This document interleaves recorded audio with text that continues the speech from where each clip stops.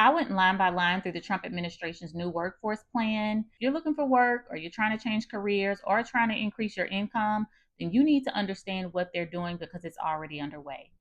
If you missed our intro video, go and watch that one and then come back to this one. Now we're going to get started. You know I took notes. Let's talk about it. So first, let's talk about the departments that are behind all of this, right? So you have the Department of Labor, the Department of Education, and the Department of Commerce. The Department of Labor handles jobs, unemployment systems, workforce training programs, and labor laws that connect people to work. The Department of Education manages schools, career education programs, federal student aid, and training pathways after high school. And the Department of Commerce focuses on industries, economic growth, and making sure the U.S. businesses have the workforce they need to compete globally. These three are being coordinated under one shared workforce strategy. Also have 5 pillars, which we're going to cover in this particular video. So pillar 1 is industry-driven training, and it's basically giving the employers all the control on what gets funded and what gets taught as far as your skills are concerned. So you can look forward to apprenticeships expanding in areas like manufacturing, AI, semiconductors, shipbuilding, nuclear energy. The goal is supposed to be simple, which is training tied directly to the real job demand. So a corporation gets to decide what jobs they need and who they want trained for it. Okay, so pillar 2 is worker mobility. Pillar focuses on getting people into jobs faster. All right.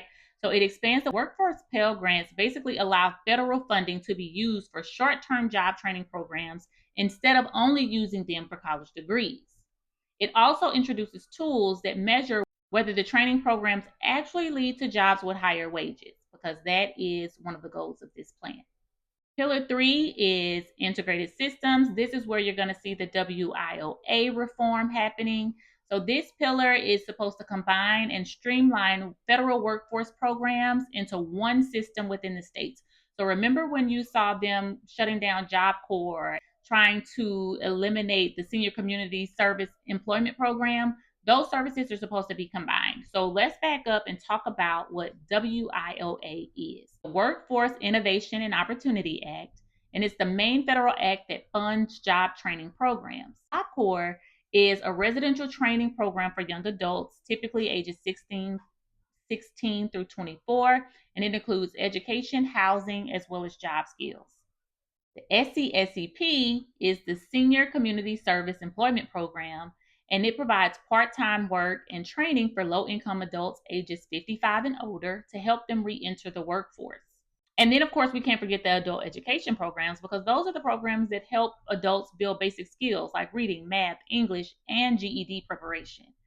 So they're saying that the direction here in this particular pillar is consolidation. They're either going to merge or cut these programs that they believe don't show strong job outcomes. So pillar 4 is simple enough, I hope. It's accountability. And this is just saying that the programs must prove that they lead to real jobs with higher wages. So it can't just be a job, it has to be a higher wage. If they don't, the funding could be reduced or eliminated. There's also more tracking of outcomes. So who is getting trained and who is getting hired? Of course, the government already keeps up with this, so that's just a continuation. And then there's pillar 5, flexibility and innovation. So states get to have more flexibility through their waivers that allow them to redesign how workforce funds are used. It's said to include faster training systems, more state control, and pilot programs designed to test new approaches quickly. It also includes DARPA-style pilots.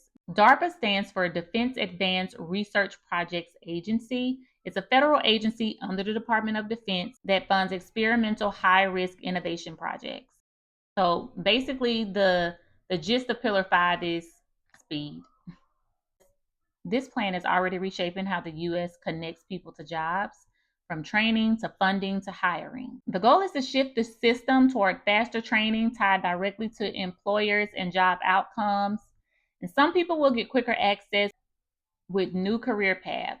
Others may see long-standing programs change or phase out. Let's recap what we've learned so far. The U.S. is rolling out a new workforce strategy under the Trump administration. It's called America's Talent Strategy, right? Got it.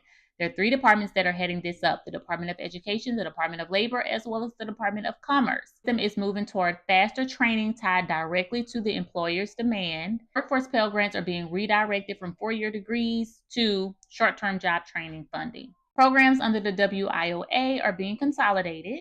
You'll see Job Corps, senior programs, and adult education either being merged or completely defunded.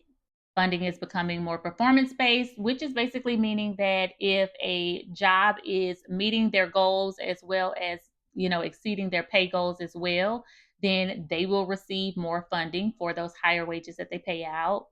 States get to be more flexible about where that funding goes. The overall goal is speed, reducing bureaucracy and connecting people to jobs faster. Come back for part 2 because I'll be breaking down who this helps, who this hurts, and what this means if you're unemployed or trying to increase your income right now.